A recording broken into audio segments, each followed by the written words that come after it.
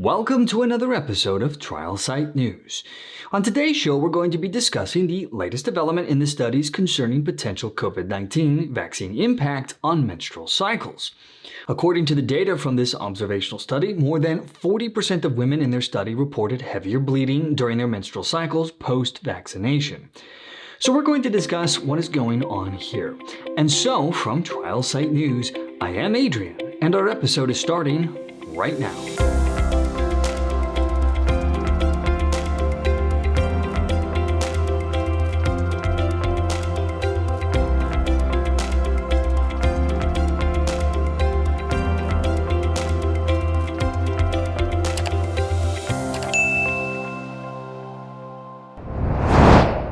So the question has been raised, should women be concerned that the COVID-19 vaccines are associated with some changes to menstrual cycles? This question arose fairly quickly after the vaccine was rolled out and continued to gain momentum as women began reporting unexpected and/or abnormal bleeding after receiving the COVID-19 vaccine.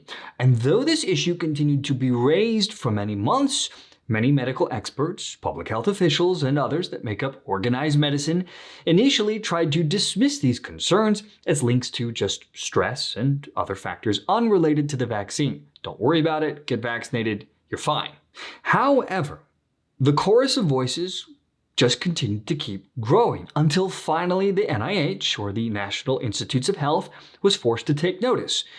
They called it a, quote, item of interest, and they awarded a one-year supplemental grant totaling a paltry $1.67 million that was split among 5 institutions with the intent to explore potential links between COVID vaccination and menstrual charges.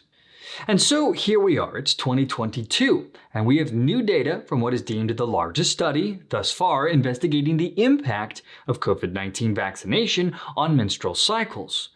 This survey-based investigation, led by researchers at the University of Illinois at Urbana-Champaign and Washington University School of Medicine in St. Louis, and published in the journal Science Advances, shared an online survey back in April of 2021 to thousands of fully vaccinated individuals worldwide. They took 3 months to collect the data, and the researchers analyzed over 39,000 responses concerning menstrual cycles from participants ranging in ages from 18 to 80. Now, of the 39,129 survey participants, 42% of those associated with normal menstrual cycles reported that once receiving the COVID-19 vaccines, they experienced a changing period marked by heavier bleeding, while 44% of the study participants reported no change at all, and 14% experienced lighter periods. Moreover, individuals that typically don't experience menstrual cycles and bleeding reported abnormal bleeding after immunization with COVID-19 vaccine products, which is curious. For example, 66% of postmenopausal women reported abnormal bleeding, while 71% of those on long-acting contraceptives reported abnormal bleeding, and 39% of transgenders undergoing hormonal treatment also reported the abnormal bleeding. Now, this was an observational and retrospective study, which comes with all the inherent limitations with this class of investigation. The study doesn't control for unvaccinated persons, and the overall investigations into menstrual cycling or menstruation associated with these SARS-CoV-2 vaccines represents an emerging one with numerous limitations and open questions that are needing a more controlled study.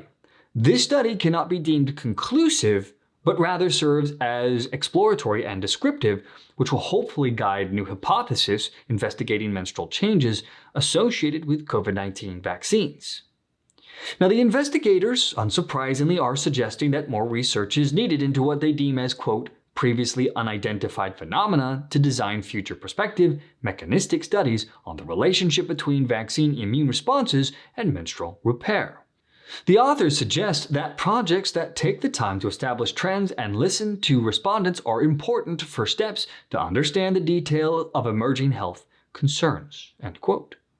So what about the NIH? Remember how I mentioned that they put out a, quote, item of interest study funding? Well, the NIH updated their data on this very subject earlier this year back in March. They did their own cross-sectional investigation in the MENA region, which is otherwise known as the Middle East and North Africa region.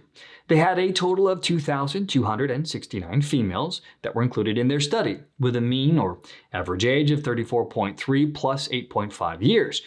About 66.3% of the participants reported menstrual symptoms post-vaccination, of which 46.7% experienced them after their first dose. However, in 93.6% of the participants in the study, the symptoms resolved within 2 months. Vaccine type did not significantly influence the incidence of abnormalities, and participants who had confirmed previous COVID-19 infection had a very similar percentage of menstrual abnormalities compared to people who did not have COVID-19 infection or symptoms suspected of COVID-19 infection and did not test, which was 67.5% and 66.8% respectively. Nevertheless, those who had experienced the COVID-19 vaccine general side effects had significantly more abnormalities. Compared to their pandemic status, females reported significantly more abnormalities post-vaccination. The NIH concluded here that the study showed a possible link between the COVID-19 vaccine and menstrual abnormalities that have impacted their quality of life. So there you go. It's possible, according to the NIH. Now, this subject clearly needed more attention, which is why I'm sharing it with you all here today. And of course, as always, I'll continue to keep you posted on this subject as it continues to develop. And that, my friends, is going to bring our episode to a close once more. As always, thank you so much for joining me on the show today. From Trial Site News, I am Adrian, and I will see you all next time.